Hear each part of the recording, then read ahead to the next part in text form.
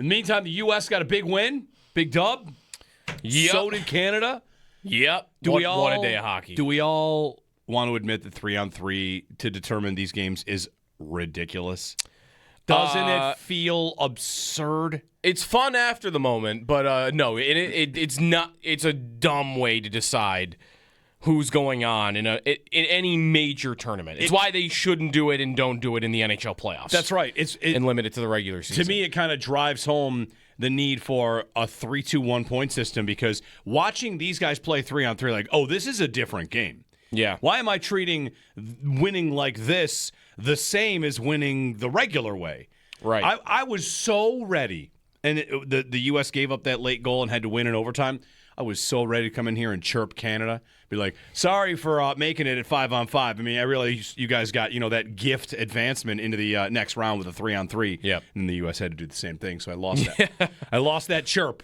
But I was loading it up. I was getting ready for the crafty way to say it. Like, oh, imagine not making the semis without winning a 3-on-3 goofy tournament. I think what you're doing right now is a little of what Toronto is doing this morning, which is their internal combustion, trying to decide whether or not Mitch Marner scored a big goal. Because it was a playoff knockout, good winner go home goal, but it was also 3-on-3 overtime. Yep. Which, if you're in Toronto, that doesn't help you for when you get to April. Right. If you're in Toronto, you're probably saying, like, listen, if the Stanley Cup playoffs were 3-on-3, I would keep Marner in the playoffs. Right. Well, he's gone now anyway. He's still a great player. Yeah. I could not believe. I was on the air yesterday when that was all going down with Brad in the afternoon, and I said to him, as soon as Canada scored the goal to tie it late, I was like, well, Chechi is done. Because Canada's going to trot out McDavid, McKinnon, and Makar. Yep. And if they don't score, they're going to get Marner and whoever else, Crosby, like whatever, against a bunch of random Chechian players that are going to die. And the Czechia players also didn't quite have a great plan in overtime. No. Neither did the U.S., by the way. The U.S., the first 4 times they got the puck, shot it from the top of the circle into the goalie's chest. Yeah, that was tough. Like, hey, it's 3-on-3. Don't just shoot it thinking you're the man. Then again, Quinn Hughes did that, and he did score. I will say, though, that I thought going in the same way, Owen, that you just laid it out. Like, McDavid, McKinnon, Makar, this game's over. Like, you can't survive that. And even though all the favorites won in overtime yesterday, like all the more talented teams, right? Canada beat Czechia, Finland beat Switzerland, and the U.S. beat Sweden. Even though that happened, I came away thinking, I think 3-on-3 might be better for the underdog, because it is more back and forth than 5-on-5. You at least get a chance. Yeah, like Czechia had a backdoor open wrist shot that Binnington saved right before they went down. Canada went down and scored. Yeah. And I don't know that they get a chance like that in 12 minutes of 5-on-5. So maybe I'm wrong. I don't know. Like, I've never thought of that at all. Like, when you have a severe talent gap like that, when I get to 3-on-3, who does it favor? The team that's more talented or the team that isn't, because it's more random and it's more back and forth?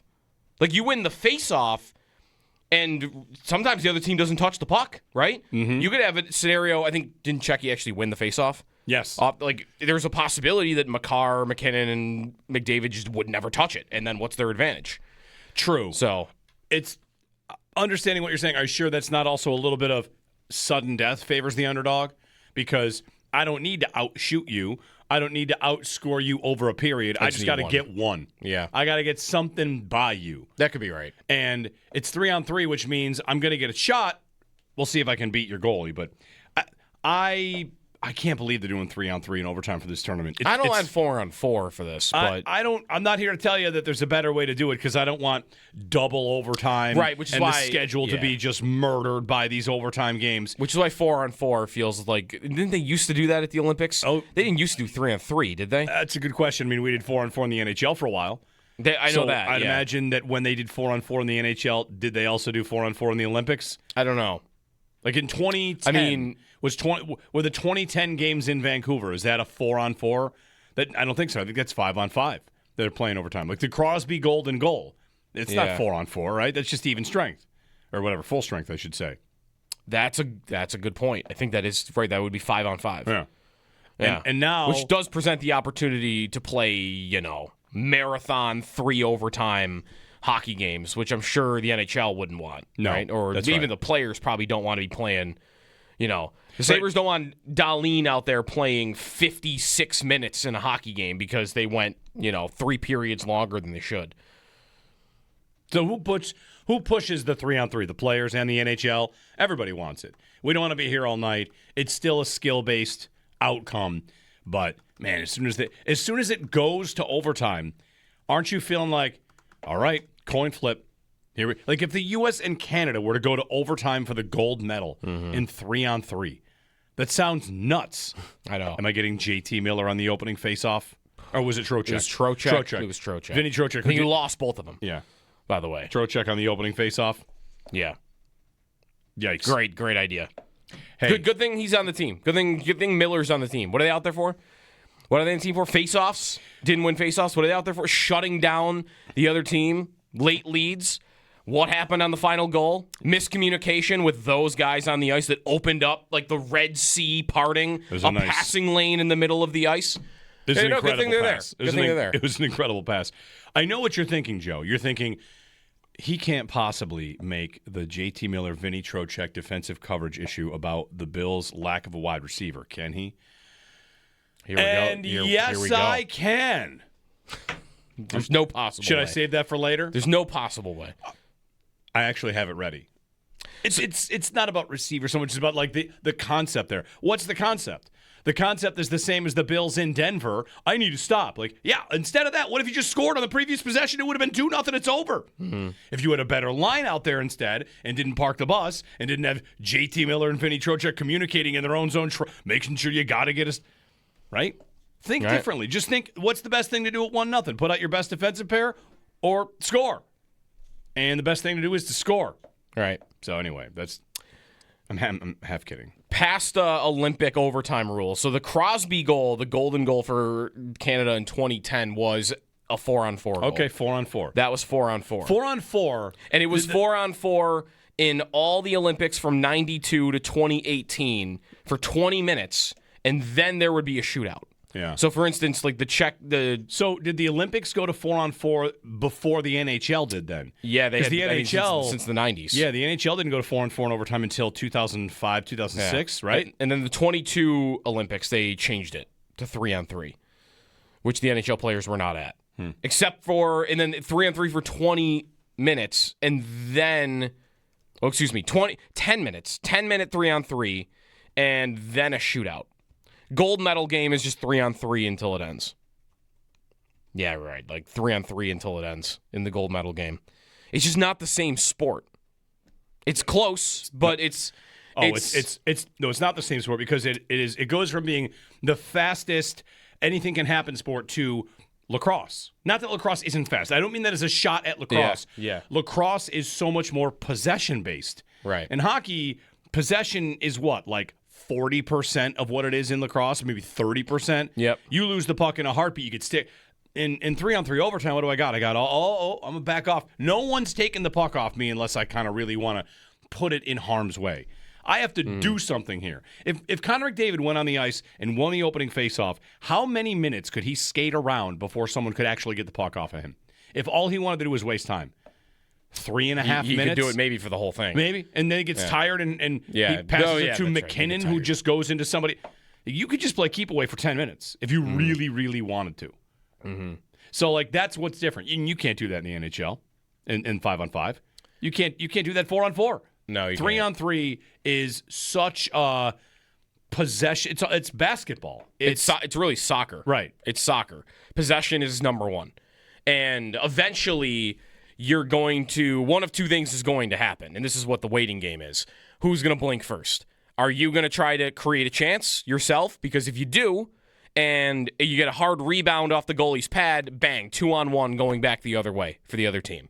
Or are you going to, eventually the other team is going to get restless, and one of them is going to overexert themselves to try to take the puck away from McDavid or whoever and try to cause a turnover, because if they do, then it's a breakaway. Mm-hmm. But if they don't succeed on it, now it's an odd man rush for you. Like, it's really a staring contest. Yep. And it's who's going to blink first. Is the team with the puck going to take a shot that could backfire on them for an odd man rush, or is the team going to try to create a turnover? And I took my shots there at Team USA and Czechia, who shot the puck from distance into the goalie, but why would a shot in overtime go like Gensel had a good opportunity, and Gensel took one from far away, hit the goalie in the chest.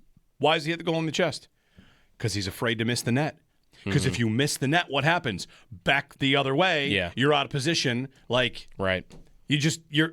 I don't love, and I also do love 3-on-3. When the Sabres played Tampa, that 3-on-3 overtime that they lost was the recent one. Electric. Yeah. Electric. And then you get ones where, you watch the 5 minutes tick down the clock and it's like 2:32 left and no one's taken a shot yet. What are we doing? It almost feels like in the NHL, should it be untimed? No shootouts, untimed, just play? I don't know. Well, you want like a shot clock or something then. Something. Yeah. Something. I mean, it does still create goals very quickly. It does what it is intended to do. It's intended for the overtime to not last very long, and I don't think all three yesterday didn't last more than 5 minutes. Did they make it halfway? I don't know if anybody made it 5 minutes. Yeah. I mean, the first two were quick, really quick. Canada was within 2 minutes, and Finland was on the second shift. Yeah. Those ones were really quick. U.S. had a couple of shots before they ended up getting it. Quinn Hughes, by the way, is unbelievable. Yes, he is. I think Dahlin not being as good as Quinn Hughes or Cale Makar or that might be the list for me. That might be it. That's got to be it. I think I'd be willing. He's the third best defenseman in the world, and there's no slouch. He's being not worse than Makar and Hughes. He's not Hedman at his peak, right? Dahlin? Yeah. Is he getting? Sure. Is he getting there? But he's not. He's not that. He's not on a team that's successful enough to have that recognition. Right. I'd need to see him control a playoff series. Yep. No, it's about where I think he is. Which maybe we get to see this year. He's physical. He's good defensively. He's great offensively. That's Hedman. 803-0550 is the phone number. Give us a ring. Any thought on what you saw from the Olympics yesterday, the men's tournament, the Team USA? We were out for a little bit, got there, and weren't too many people. It's 3 o'clock on a Wednesday, how many people are going to be out for that game. And filled up pretty quick, and tomorrow is a great time, 3 o'clock on a Friday. Should see a lot of people out and about for that game. And then, of course, Sunday, 8 a.m. It's tough. It might be tough for some watch parties. If you want to get together with a big group of people, maybe it's at your house and not at your local establishment. They might have to get special permits for an 8 a.m.